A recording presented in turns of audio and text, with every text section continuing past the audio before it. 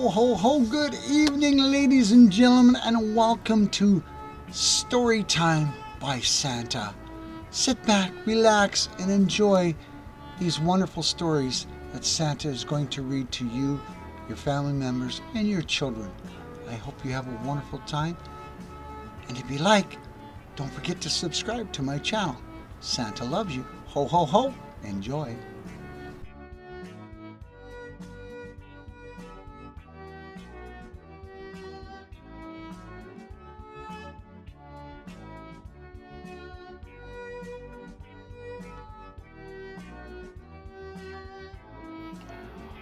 Good evening, ladies and gentlemen, boys and girls. I hope you're having a wonderful day, and thank you for joining Santa for another adventure of Santa's Story Time. The Snow Angel's Gift. It was a snowy Christmas Eve in the small village of Winterhaven, where the mountains kissed the clouds and the stars shone brightly than anywhere else. The villagers were busy with last-minute preparations, hanging garlands, lighting candles, and filling the air with laughter and the smell of freshly baked gingerbread. But amongst all the festive cheer, one little girl named Clara felt a sadness she couldn't quite shake. Clara's family had always celebrated Christmas with grand decorations, but this year was different. Her father, a carpenter, had been out of work for months, and her mother was doing her best to keep the family spirits high. There was no money for a tree or gifts, and though Clara tried to be brave, she missed the sparkle of Christmases past. As the snow fell gently that evening, Clara sat by the frosty window, gazing out at the shimmering white landscape. She noticed something unusual in her backyard. Among the snow-covered pines stood a figure cloaked in white, shimmering faintly in the moonlight. Startled but curious, Clara put on her coat and boots and tiptoed outside. The figure turned to her and smiled warmly. It was a snow angel with delicate feathered wings that glistened like frost. "Clara," the angel said in a voice as soft as falling snow, "I've come to remind you of the true magic of Christmas." Clara blinked in awe. "Magic?" she asked. "But we don't even have a tree or presents this year." The snow angel knelt down, her radiant face close to Clara's. "Christmas isn't about what you have. It's about what you give," she said, "and tonight you will discover how powerful a gift from the heart can be." The angel reached into the folds of her cloak and brought out a tiny snowflake that sparkled like a diamond. "This is a piece of Christmas magic," she explained.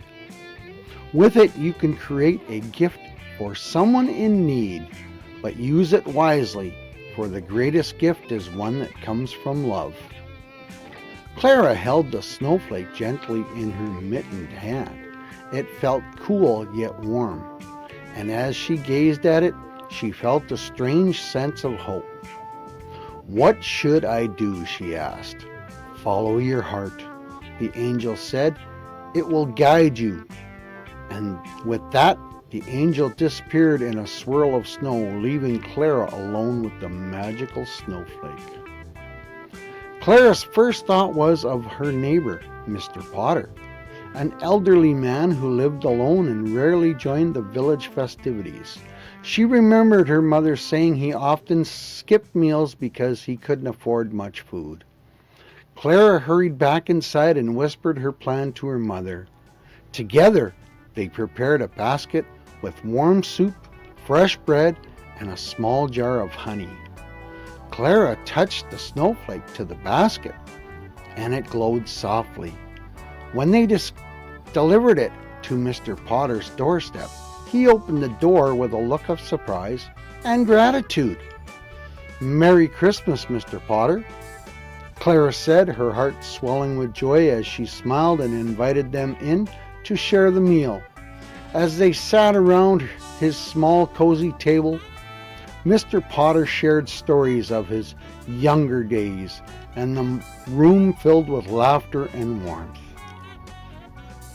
As they walked home, Clara noticed that the Carter's family's house. The Carters had 3 young children who always seemed to be laughing and playing, but lately, Clara had seen them looking sad. Their father had been working long hours and their mother had fallen ill. Clara had an idea. She rushed home and found an old box of craft supplies.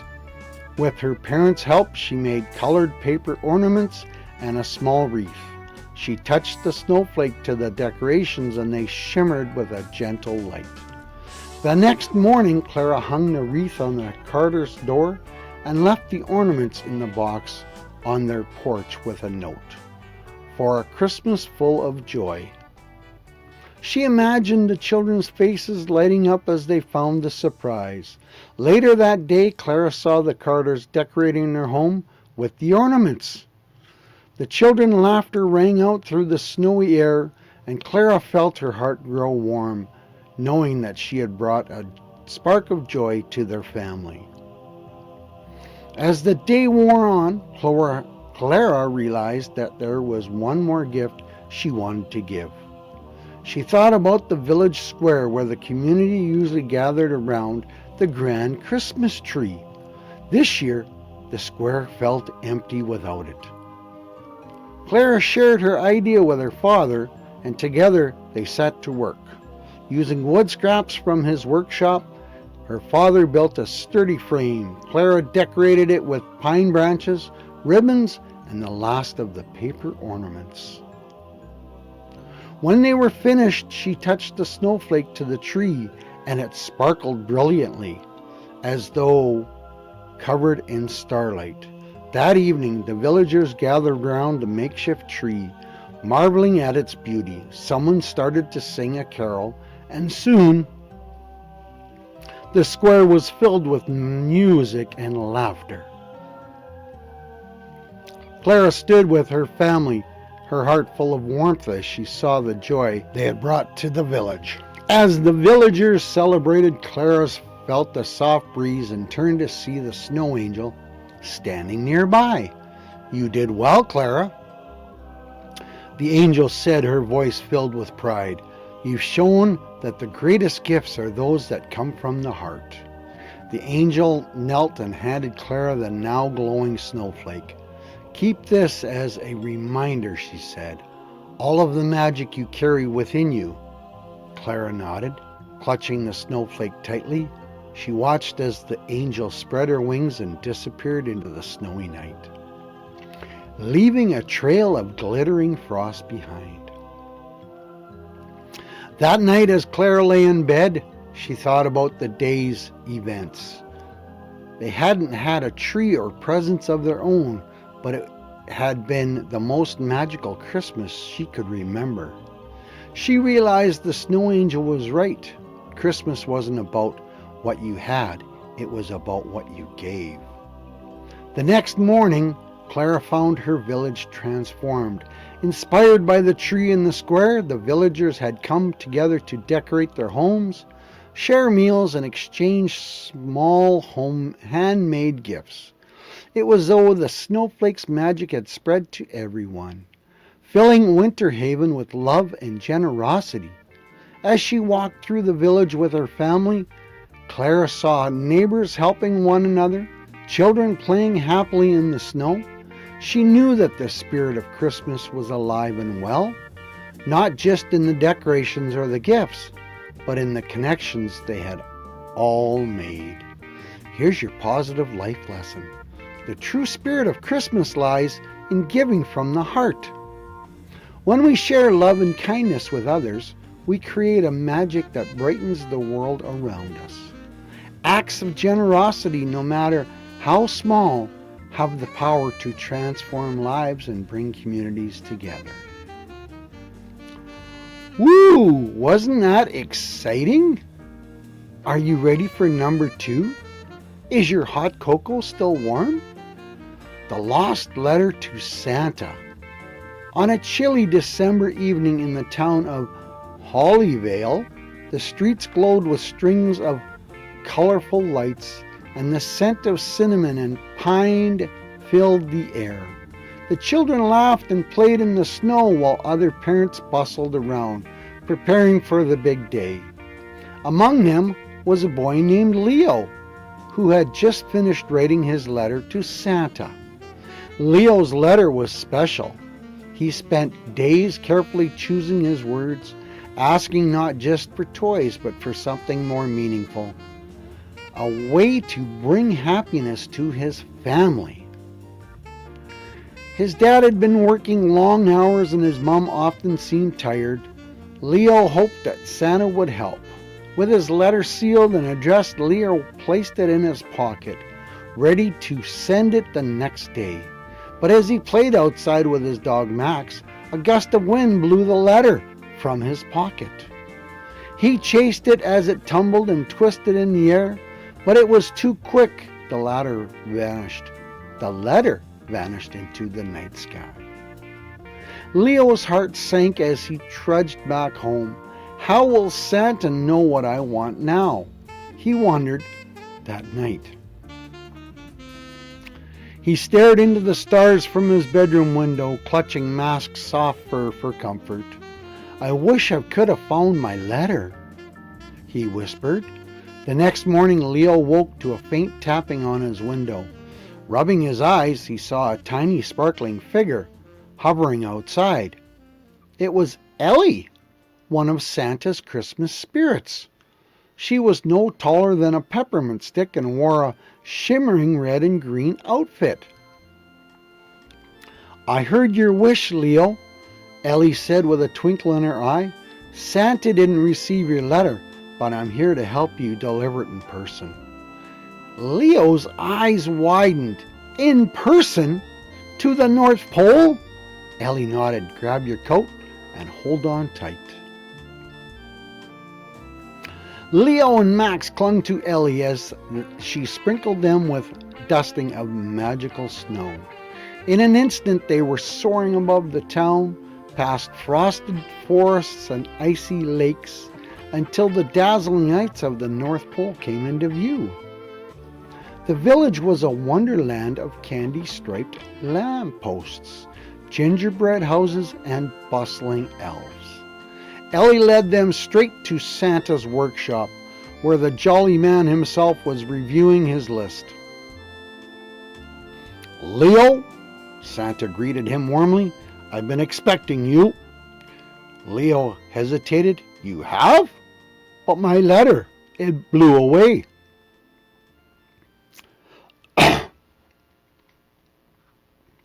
Santa chuckled, his eyes twinkling. Letters have a way of finding me, even when they're lost. But I want to hear it from you. What would make your Christmas special?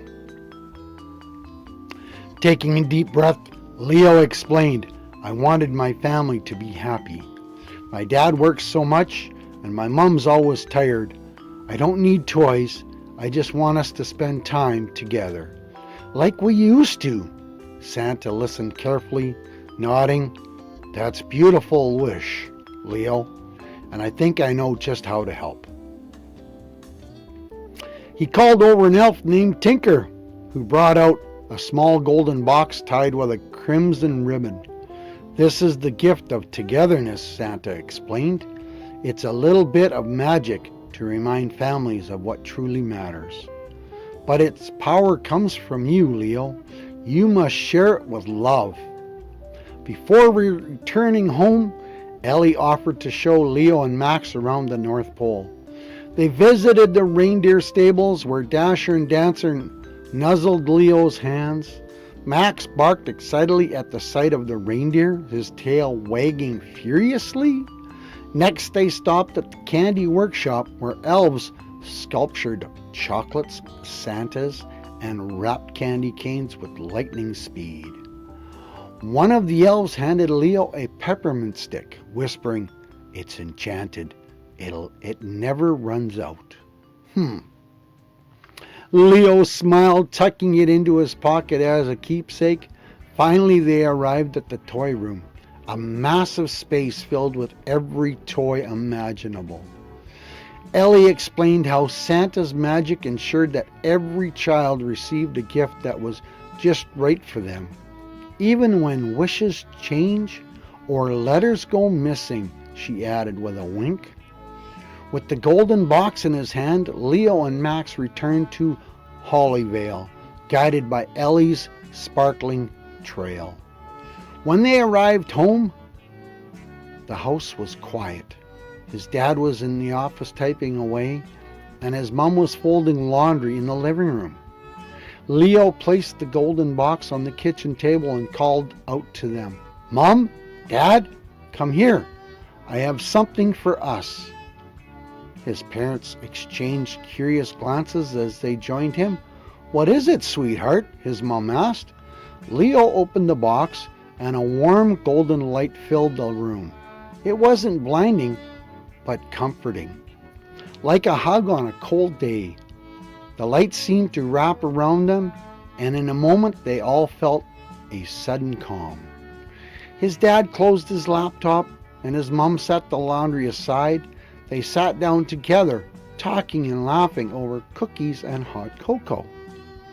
For the first time in months, they weren't thinking about work or chores, just enjoying each other's company. Over the next few days, the gift of togetherness continued to work its magic. Leo's dad started coming home earlier from work, and his mom found time to relax and play games with him. They decided to make a new tradition. Every evening, they would sit together as a family sharing stories or playing board games. One evening, Leo suggested they bake cookies to share them with their neighbors. As the sweet aroma filled their home, they packed the cookies in festive tins and delivered them around Hollyville. The neighbors were delighted, and soon the entire street began to feel more connected. Families who hadn't spoken in years started gathering for hot cocoa and carols, inspired by Leo's gesture. On Christmas morning, the golden box still glowed softly, a reminder of the wish that had brought them closer. Leo didn't miss the toys he hadn't asked for. The laughter and love in the house was better than any present he could imagine. Under the tree, there was a surprise waiting for Leo. It was a small handmade book filled with drawings and notes from his parents, thanking him for reminding them of the importance of family. Tears filled Leo's eyes as he hugged them both tightly. Max barked happily, wagging his tail as he received his own special gift, a warm, fluffy blanket with his name embroidered on it. The family spent the day playing in the snow, building snowmen, and sipping hot cocoa by the fire. Word of Leo's story spread throughout Hollyvale. The neighbors decided to create a new tradition. Each year, families would come together to decorate a giant Christmas tree in the town square. The tree became a symbol of togetherness, its lights reflecting the love and unity that Leo's wish had inspired. That evening, as the tree lit up for the first time, Leo stood with his parents, holding Max close. The townsfolk sang carols, their voices echoing through the crisp winter air. Ellie appeared briefly, her tiny figure sparkling in the light. She winked at Leo before disappearing into the stars. Sometimes the greatest gifts are things we can wrap in paper or put under the tree. They are moments we share with the people we love. Leo's lost letter taught him and his family that togetherness is the heart of Christmas, and when love is shared, its magic has the power to bring the whole community together. Wow! Wasn't that amazing? I hope you enjoyed that, and I hope you share it with your family and friends. We'll do this again soon. Santa loves you. Ho, ho, ho.